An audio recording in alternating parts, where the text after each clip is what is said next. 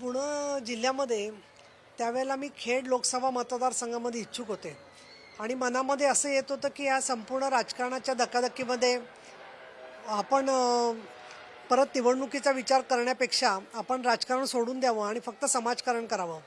पण हे मुंबईतल्या आमच्या काही स्नेहांना कळलं आणि त्यांनी मला सांगितलं की तुम्हाला असं वाटतंय राजकारण सोडून द्यावं, कारण इथल्या स्थानिक काँग्रेसच्या तेव्हा राष्ट्रवादी तर नव्हती, पण काँग्रेसच्या राजकारणाला मी फार कंटाळून गेले होते की एकूण त्यांचं सगळं वर्तन आणि ज्या प्रकारचं सगळं केंद्रीय लोकशाही त्यांची काम करते त्याच्याबद्दल माझ्या मनात खूप स्वतःची रिझर्वेशन्स होती.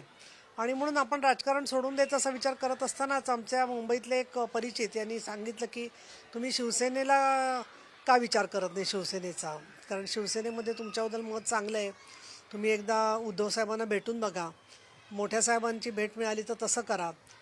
तर मग मी समजून घ्यायला गेले आणि माझे बरेच मनात शंका होते, प्रश्न होते, त्याच्यावरती उत्तरं दिली. 2-2.5-3 तास चर्चा झाली. मग मोठ्या साहेबांशी भेट माननीय उद्धव साहेबांनी माझी करून दिली. आणि त्यावेळेला पहिल्या भेटीच्या वेळेला असं इथपर्यंत बोलणं झालं होतं की मी प्रत्यक्ष शिवसेनेचं काम करायचं, पण मी त्यावेळेला 2 पत्र बरोबर ठेवली होती. एक पत्र होतं की मी तुम्हाला सामाजिक पाठिंबा देते आणि दुसरं होतं की मी पत्र तुम्हाला सहभागी होते आणि काम करते.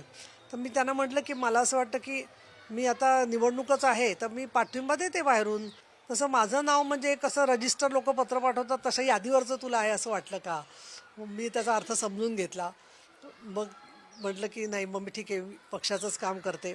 मग ते मला म्हणाले की तुला कधी पश्चाताप होणार नाही असं तुला आम्ही काम देऊ, आणि तो शब्द पाळला. मला कधी कामाचा पश्चाताप झाला नाही की आपण इथे का काम करतोय असं. आणि बाळासाहेबांनी खूप एका म्हटलं तर विनोदी पण अतिशय कडक शिस्तीचा त्यांचा सगळा स्वभाव होता, त्यामुळे ती पहिली भेट कायम स्मरणात राहिली. आमचे मित्र कुमार केतकरांना मी तिथूनच फोन केला, आणखीन त्यांना म्हटलं की मातोश्रीवरून बोलते आणि मी शिवसेना जॉईन केली. तर ते मला तिथून म्हणाले तू आधी बाहेर पड आणि बोल तिकडून, तू कसं काय असं बोलतेस जॉईन केलं वगैरे. कारण इतका महाराष्ट्रात धक्का बसला की नीलम गोरे शिवसेना म्हणजे त्यांच्या ते पचनीच पडलं नाही. की आजही अनेक लोक विचारतात तुम्ही शिवसेनेत गेला कसा, पण मला कुठलाच दबाव नव्हता.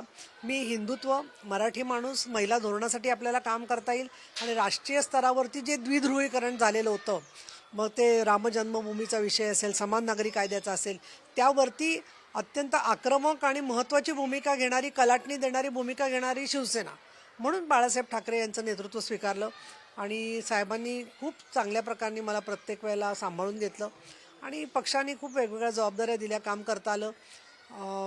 तर पक्षामध्ये आमच्या संपर्क प्रमुख महिलांसाठी असतात, पण संपूर्ण पक्षाच्यासाठी संपर्क प्रमुख एखाद्या महिलेला नेमणं हे माझं अपवादात्मक उदाहरण म्हटलं पाहिजे. तसं पुणे जिल्ह्याची संपर्क प्रमुख मी होते, नंतर आता विधान परिषदेचे उपसभापती झाले. त्यामुळे बाळासाहेबांच्या आशीर्वादाने बऱ्याच काही गोष्टी मला काम करता आलं. अशी पद्धत आहे शिवसेनेमध्ये की प्रत्येक अधिवेशनाच्या नंतर आणि आधी बैठक होते आमदारांची, आणि बैठक झाल्यानंतर तिथे आढावा घेतला जातो की बाबा कोण कसं काम केलं. तर त्या एकदा असं झालं की एकदा म्हणजे सभागृहामध्ये बराचसा वादंग झाला. आम्ही विरोधी पक्षातच होतो त्यावेळेला, आमचे मला आठवते त्याप्रमाणे 44 आमदार होते. तर प्रत्येक आमदाराला बोलून साहेब विचारत होते की तू काय बोललास, तू काय बोललास, तू काय बोललास. तर बरेचसे आमदार तर घाबरूनच गेले होते, कोणी काही बोलतच नव्हतं. काहींनी सांगितलं की मी हा प्रश्न लावला मतदारसंघातला, तो प्रश्न लावला, आणि साहेबांनी मला काहीच विचारलं नाही. मग मी जरा हे झाले, डिस्प्यूट झाले की म्हटलं साहेबांनी आपल्याला एकही प्रश्न नाही विचारला. मग संपल्यावर मी त्यांना विचारलं, मीटिंग संपल्यावर घाबरत, की साहेब ते मला काहीच विचारलं नाही. तेव्हा तेव्हा आले तुझं बरं चाललं आहे.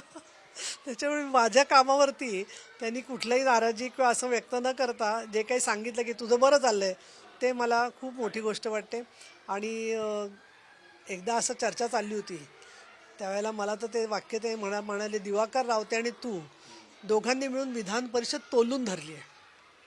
त्यामुळे हा मला सगळ्यात मोठा कॉम्प्लिमेंट वाटतो की एखाद्या सभागृहातलं आपलं काम इतकं दखलपात्र व्हावं, आणि ते सुद्धा शिवसेना प्रमुखांच्या दृष्टीतून. त्याबद्दल मी खरोखर आई जगदंबेचे आभार मानते.